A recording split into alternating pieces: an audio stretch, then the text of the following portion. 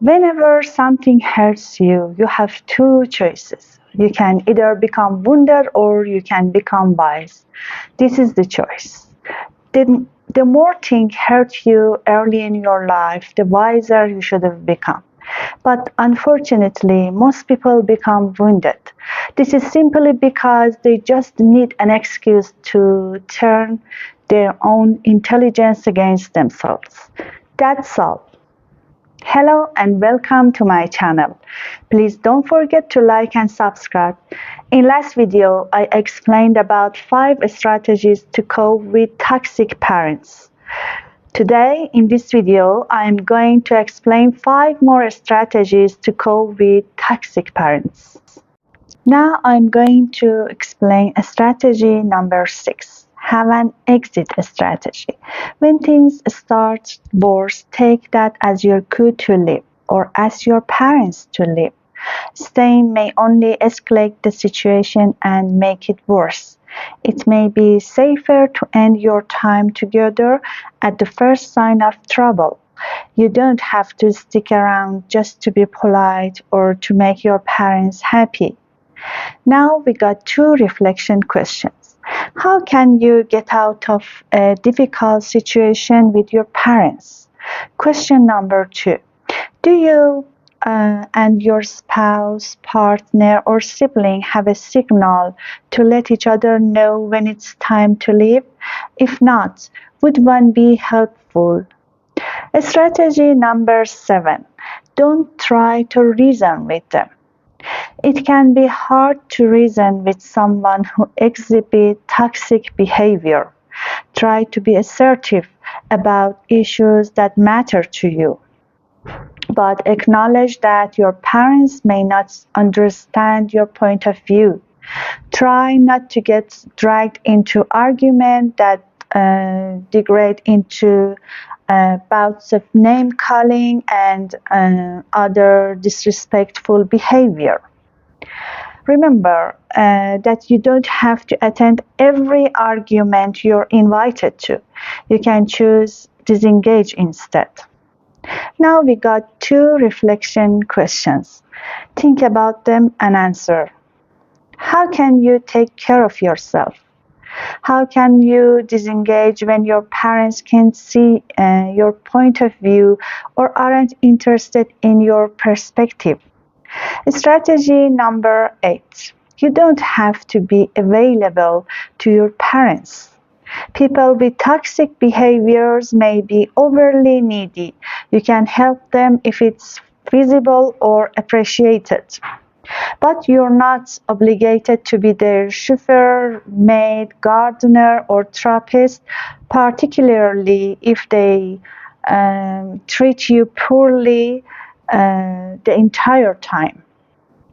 You don't have to be on call for them 24 hours a day, 7 days a week. If you're busy or you don't have time at the moment, you can choose to respond to phone calls or reply their texts later. Reflection questions. How do your parents exploit your kindness by expecting you to meet their demands all the time? Question number 2. How does it feel to recognize that you're not obligated to do things for them? Question number 3. Can you release some guilt by remembering that you're setting healthy boundaries and taking care of yourself? Strategy number 9. You don't have to spend the holidays with your parents. That's right. You deserve to enjoy your holidays. That might mean spending them away from your parents. There's a lot of pressure to maintain family traditions in some cases, but this often comes at the expense of your own mental health and well-being. It might be a good idea to consider starting your own holiday traditions or being creative about how you spend the holidays. Perhaps you'd like to celebrate Friendsgiving or go on vacation over the holidays. 2 reflection questions. Question number 1. What holiday tradition would you like to change or stop because they lead to stress or family conflict? Question number 2. How can you create holidays that are enjoyable to you and reflect what's important to you? Strategy number 10. Take care of yourself. Dealing with toxic parents can be stressful. That stress can take a toll on your physical and mental health. It's crucial that you make self care a priority.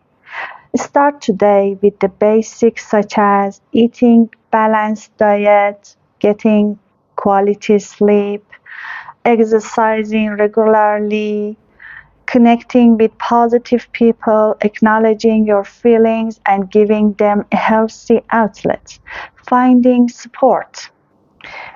It may be easier to set boundaries and choose to respond differently, to detach when you're at your best physically and emotionally. Now we got reflection questions. These are very important.